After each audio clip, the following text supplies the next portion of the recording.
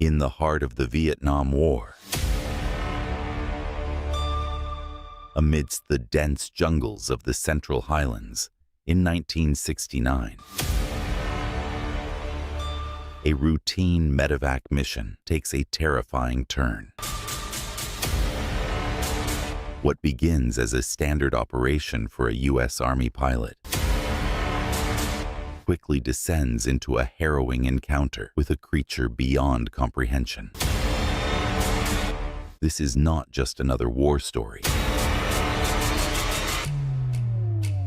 It's a chilling tale of survival against an unknown entity that stalks the shadows of warfare.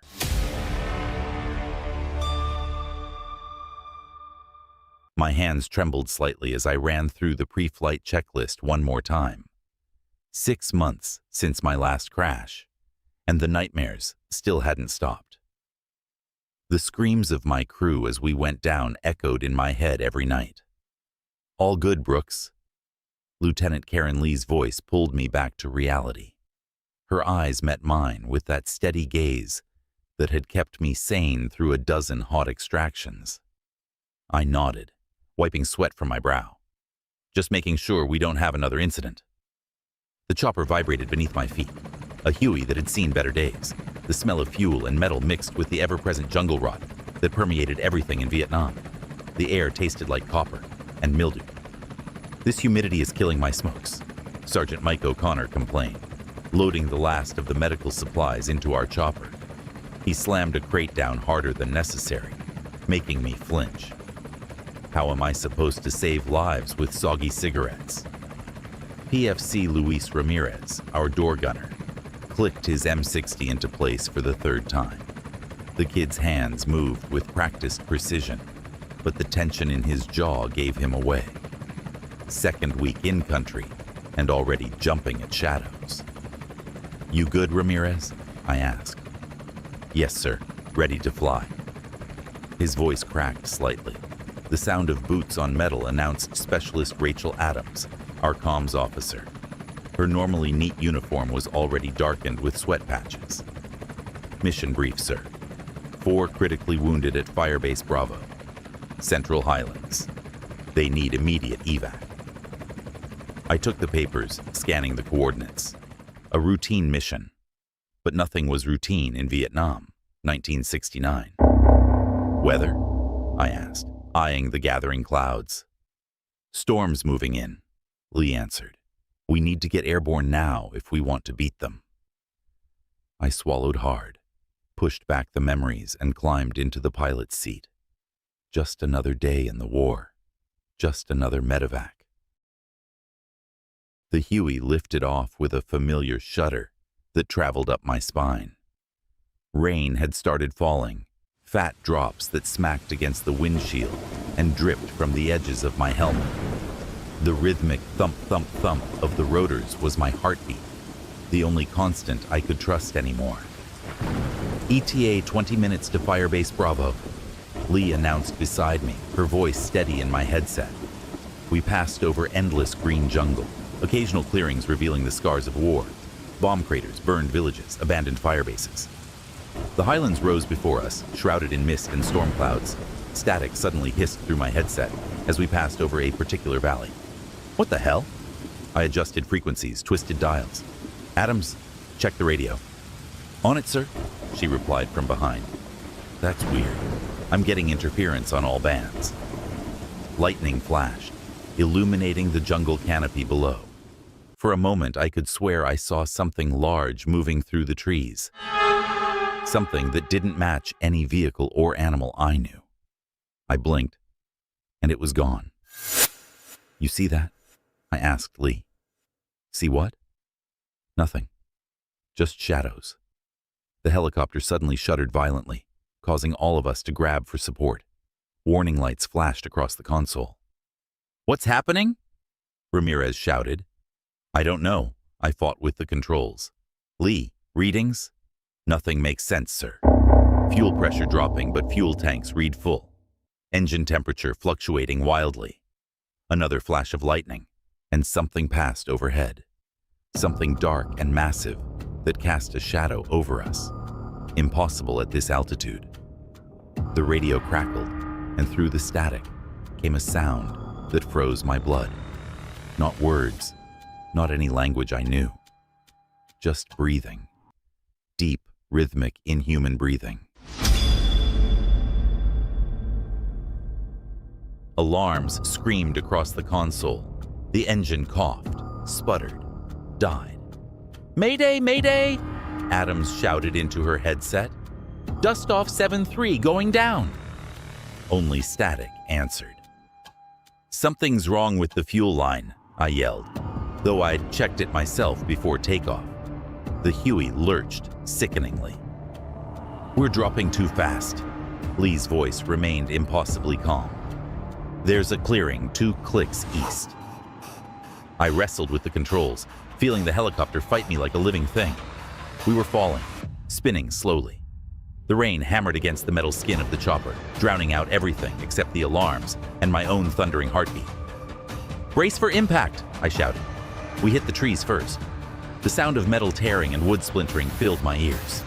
Branches slapped against the windshield, one cracking it. The rotors screamed as they shredded through foliage before snapping off. Then we hit the ground. My head slammed forward, then back. Something warm trickled down my face. Blood. The taste of it filled my mouth, where I'd bitten my cheek. "Sound off," I managed, unbuckling myself. "Lee here." Her voice came from beside me, strained but steady. "O'Connor, I'm okay." He sounded dazed. "Ramirez, good." The kid was pale, but unharmed. "Adams. My arm." Her voice broke into a pained gasp. I turned to see her cradling her right arm, bent at an unnatural angle. O'Connor moved toward her, his medical training kicking in, despite the gash on his own forehead. Night was coming fast. Darkness gathered under the trees surrounding our small clearing, and with it came sounds. Not normal jungle sounds, not birds or monkeys or insects. Something else. Something moving methodically around the perimeter of the crash site. Heavy footsteps that stopped occasionally, as if whatever made them was listening.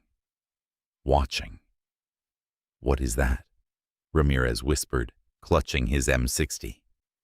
"Probably VC," I said, not believing it myself. "Everyone stay alert." But the footsteps didn't sound human.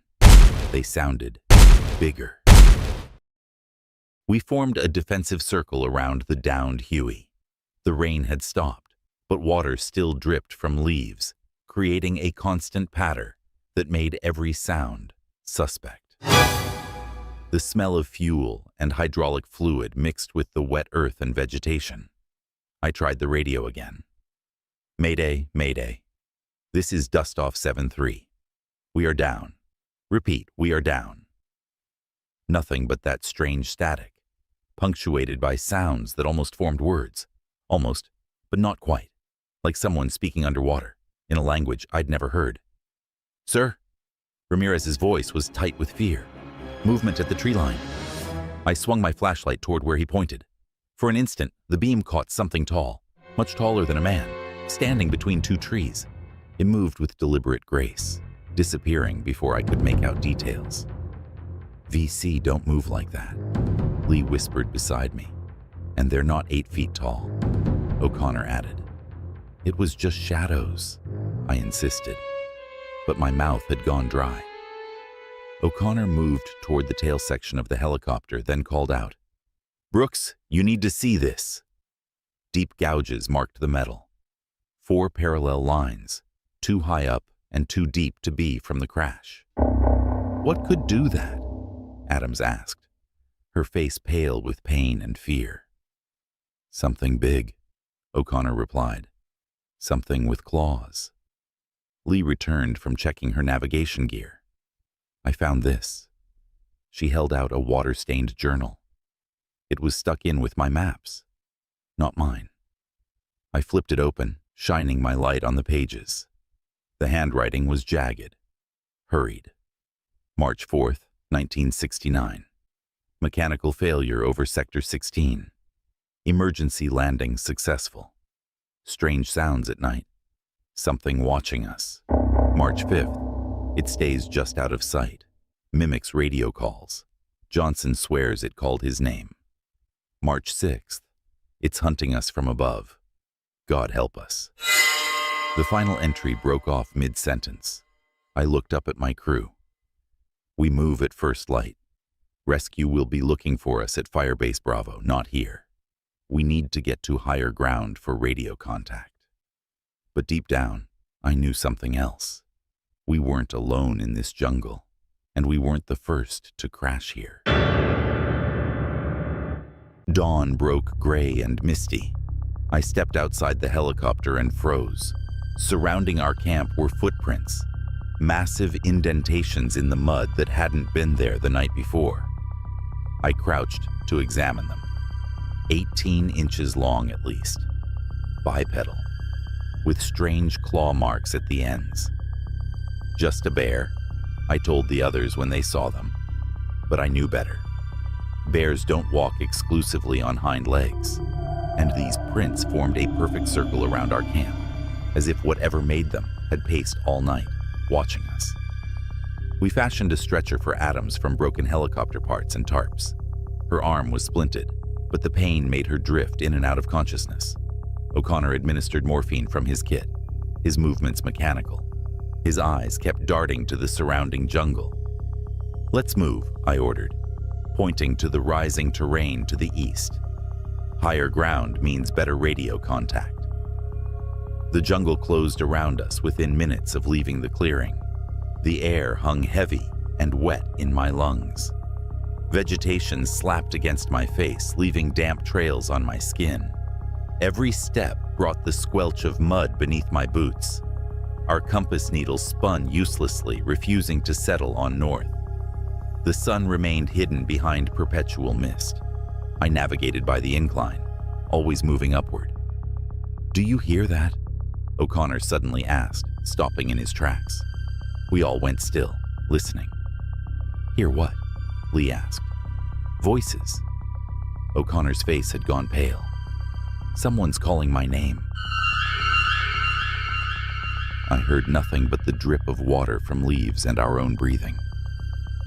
"No one's calling, Doc," I said firmly. "It's just the wind." But there was no wind. O'Connor nodded, but his eyes kept flicking upward, scanning the canopy. "Something's following us," he whispered. "Right above us. I can feel it." A sudden thunderstorm broke over us an hour later. Not unusual in the Highlands, but the timing felt deliberate. The rain came down in sheets, reducing visibility to mere feet. Lightning cracked, thunder shook the ground. "Everyone stay close," I shouted over the deluge. Ramirez was covering our rear. I turned to check on him during a lightning flash. Saw him scanning the trees, M60 ready. Another flash came seconds later. He was gone. Only his weapon remained, dropped in the mud. Around it, scattered like confetti, were feathers. Not normal bird feathers. These were larger, blue-black, with an iridescent sheen that no jungle bird possessed. The storm passed as suddenly as it had arrived. Night was falling again. Through the trees ahead, I spotted the dark mouth of a cave. "We'll shelter there," I decided, ignoring the nagging voice in my head that warned against it. Lee grabbed my arm. "I don't like it, Brooks. Something feels wrong." I pulled away. "We don't have a choice. Adams needs shelter, and we can't stay in the open after what happened to Ramirez." Military training won out over instinct. That was my first mistake. The cave mouth gaped like an open wound in the mountainside. Our flashlight beams seemed to be swallowed by the darkness rather than penetrating it. The air flowing from within felt unnaturally cool against my rain-soaked skin. "Stay close," I ordered, leading the way.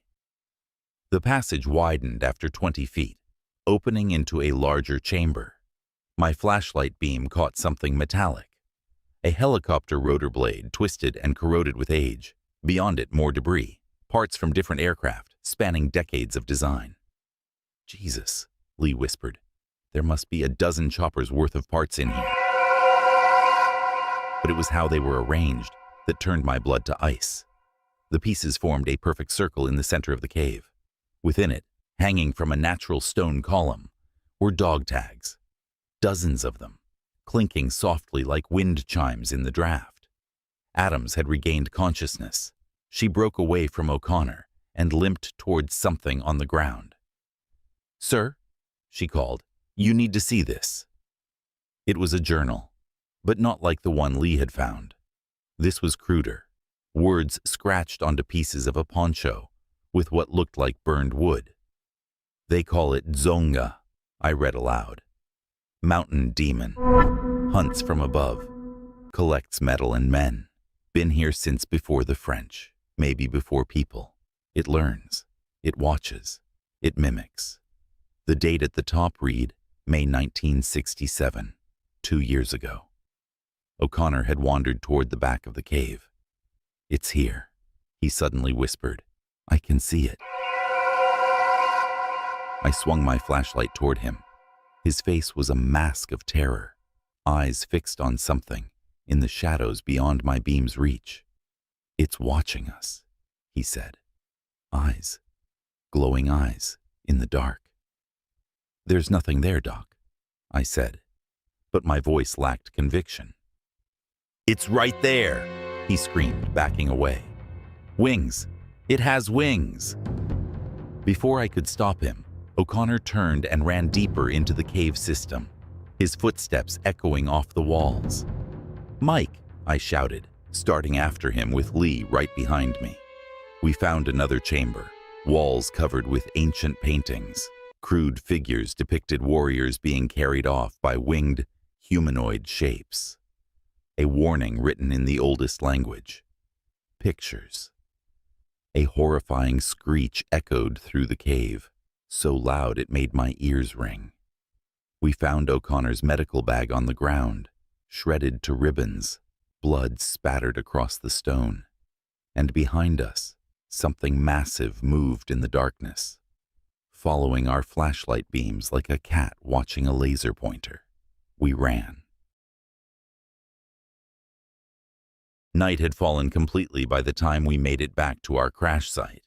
Adams could barely walk, even with Lee and me supporting her. Rain had started again, a steady downpour that washed away tracks and muffled sounds. Perfect hunting conditions. A light flickered through the trees ahead. Hope surged through me. "A search party," I breathed. "They found us." We stumbled into the clearing, and my hope died. Another helicopter lay crumpled against the trees, smoke still rising from its engine, despite the rain. A search and rescue bird, sent to find us. No one moved around it. No signs of survivors. "Where's the crew?"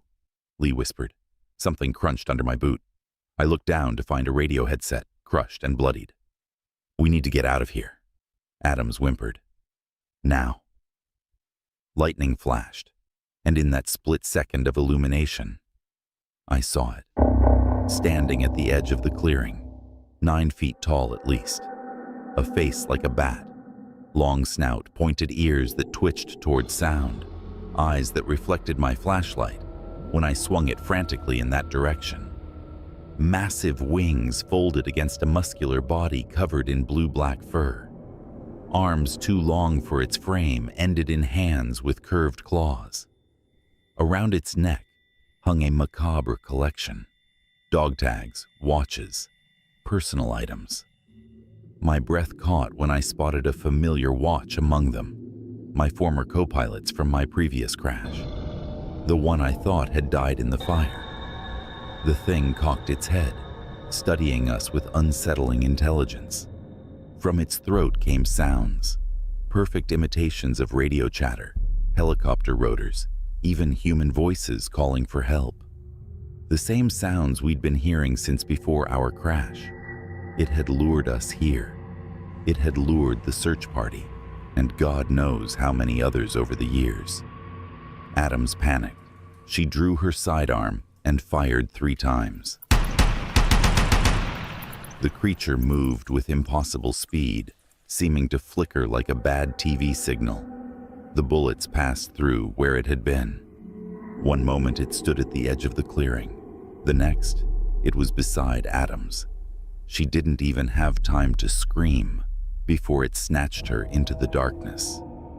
Her cries faded rapidly into the distance, then cut off with sickening finality. "Run!"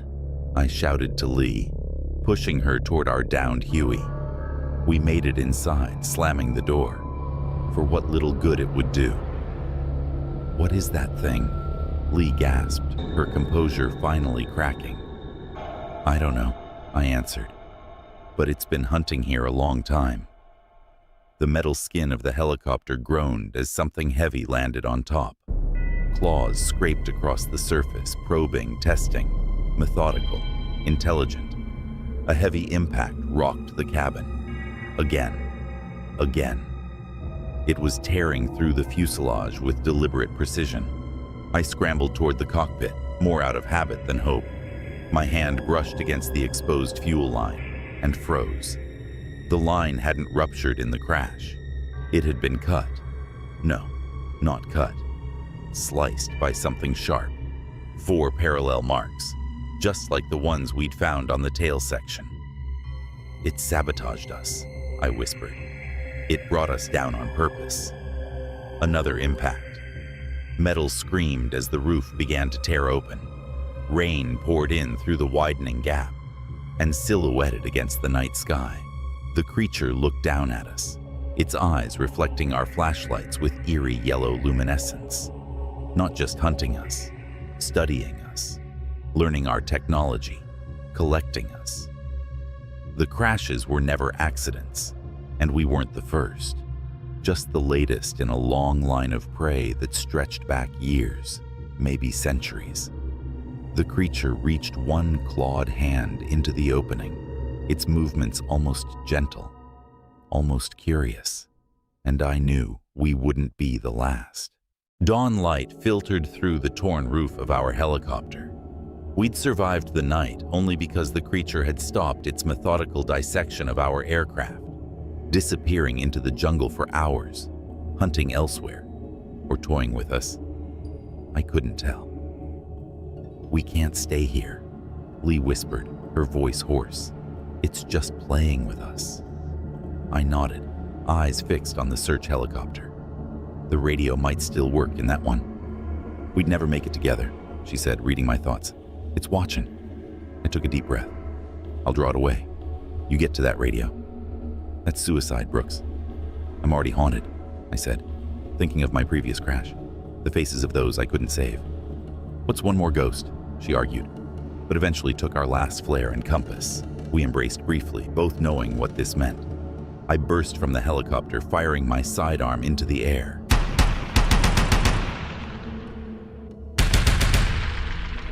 "Come on, you bastard. You want me. Come get me." I ran, crashing through underbrush, feeling rather than seeing the massive shadow pass overhead. The beating of powerful wings sent downdrafts that flattened the vegetation around me. I reached a cliff edge, nowhere left to run. Turning, I faced it. The Bat-Squatch landed 20 feet away, folding its wings. In daylight, it was even more terrifying and awe-inspiring. Its eyes held intelligence, recognition, almost mockery. In that moment, I understood.